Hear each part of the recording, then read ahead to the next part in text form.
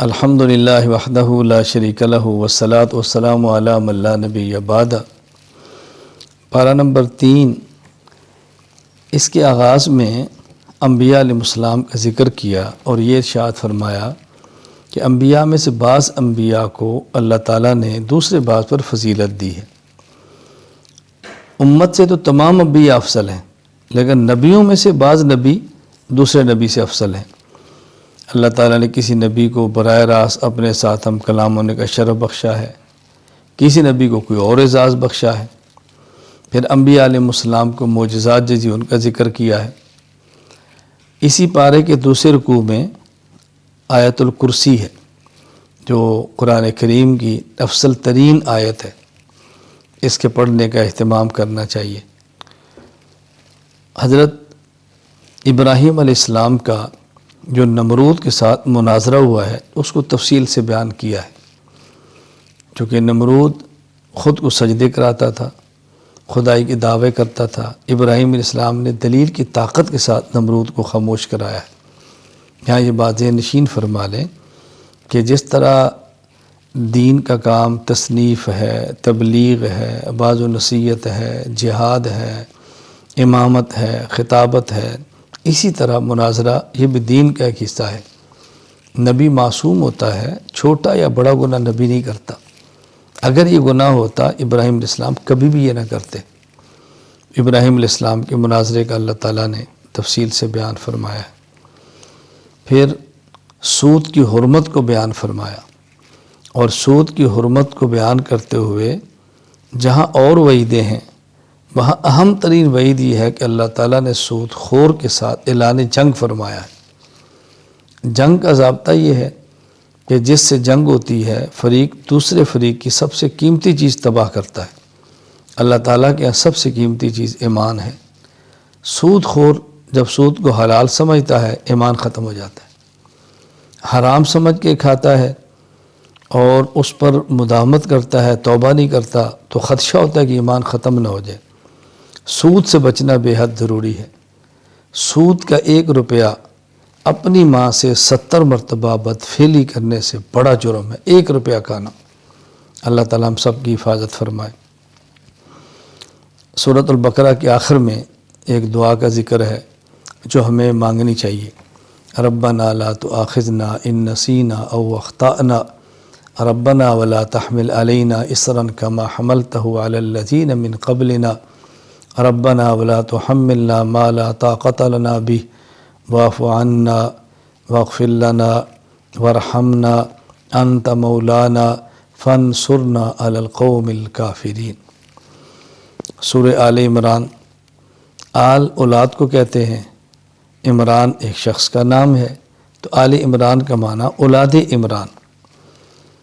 اس صورت میں چونکہ اولاد عمران کا تفصیل سے ذکر فرمایا ہے، اس لیے سورت کا نام ہی سورہ آل عمران ہے۔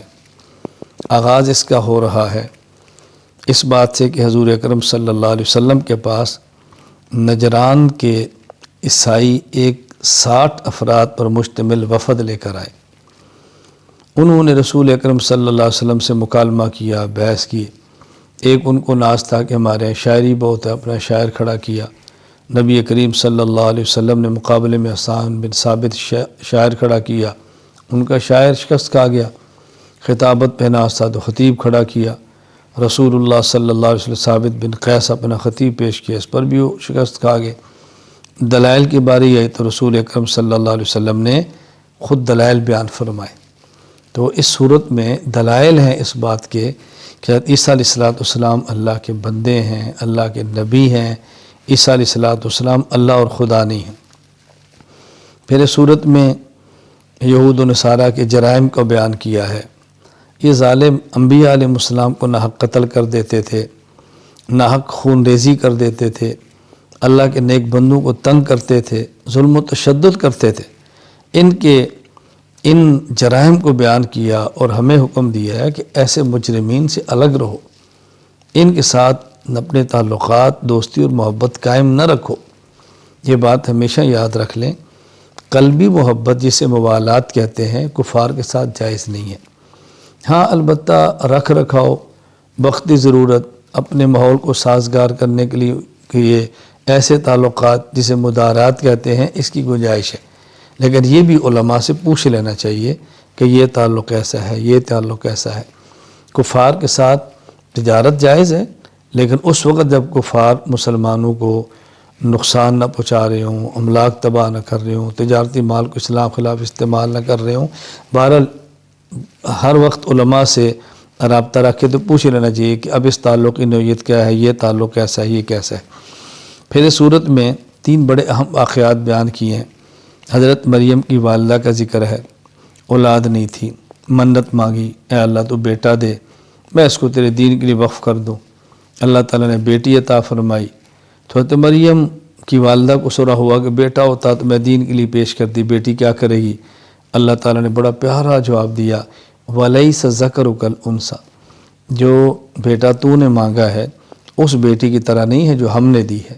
تو بس اوقات دینی معاملات میں بیٹیاں بیٹوں سے بھی بڑھ جاتی ہیں۔ اللہ تعالیٰ کی رحمت ہے، بیٹی ملے تو دل چھوٹا نہیں کرنا چاہیے، اللہ کی رحمت سمجھ کے قبول کرنا چاہیے۔ نظر کا مسئلہ بھی بیان فرمایا کہ نظر اللہ کے لیے ہو، نظر کسی غیر اللہ کے لیے ہرگز نہیں ہونی چاہیے۔ پھر اس میں زکریا علیہ السلام کا ذکر فرمایا۔ زکریا علیہ السلام کی اولاد نہیں تھی تو انہوں نے بھی دعا دیکھی، انہوں نے بھی دعا مانگی، اللہ نے ان کو یحییٰ جیسا بیٹا عطا فرما دیا۔ تو ولی کی کرامت کو دیکھ کے اللہ سے مانگنا چاہیے، ولی سے نہیں مانگنا چاہیے۔ ولی کی کرامت کو دیکھ کر ولی سے مانگنا یہ عیسائیت ہے، ولی کی کرامت کو دیکھ کر ولی کے خدا سے مانگنا یہ اسلام ہے۔ پھر حضرت عیسیٰ علیہ السلام کی پیدائش کو بیان فرمایا، کلمہ کن سے پیدا ہوئے، بغیر ظاہری اسباب کے پیدا ہوئے۔ تو یہ 3 واقعات بیان فرمائے۔ آخر میں یہود کا ایک نظریہ تھا، اس کا رد کیا ہے۔ یہود کا نظریہ کیا تھا کہ عیسیٰ علیہ السلام کو سولی پر چڑھا دیا گیا ہے، قتل کر دیا گیا ہے۔ اللہ تعالیٰ نے بات سمجھائی ہے کہ نہیں؟ حضرت عیسیٰ علیہ السلام کو پہلے اللہ نے فرمایا انی متوفی کا، کہ موت میں دوں گا، تسلی دی ہے۔ اس کے بعد فرمایا ورافعو کا، میں تمہیں آسمان پہ اٹھا لوں گا۔ پھر فرمایا میں تیرے تک یہود کے ہاتھ پہنچنے بھی نہیں دوں گا، تجھے ان سے محفوظ رکھوں گا، اور پھر جو تیرے ماننے والے ہیں ان کو میں کامیاب کر دوں گا۔ تو حضرت عیسیٰ علیہ السلام آسمان پر زندہ ہیں، قیامت سے پہلے آئیں گے، رسول اکرم صلی اللہ علیہ وسلم کا امتی ہونے کی حیثیت سے جہاد کریں گے، اور پھر پوری دنیا میں عیسیٰ علیہ السلام کے وقت کوئی ایک شخص بھی ایسا نہیں ہوگا کہ جو کافر ہو۔ اللہ تعالی ہم سب کو ایمان کی نعمت عطا فرمائے، زندگی میں عیسیٰ علیہ السلام کو دیکھ لیں تو اس کا سپاہی بنیں، ان کے ساتھ معاون بنیں، اور نہ ہو تو ابھی سے نیت کر لیں کہ ہماری زندگی میں آگے تو ہم انشاءاللہ ان کا ساتھ دیں گے۔ وآخر دعوانا ان الحمد للہ رب العالمین۔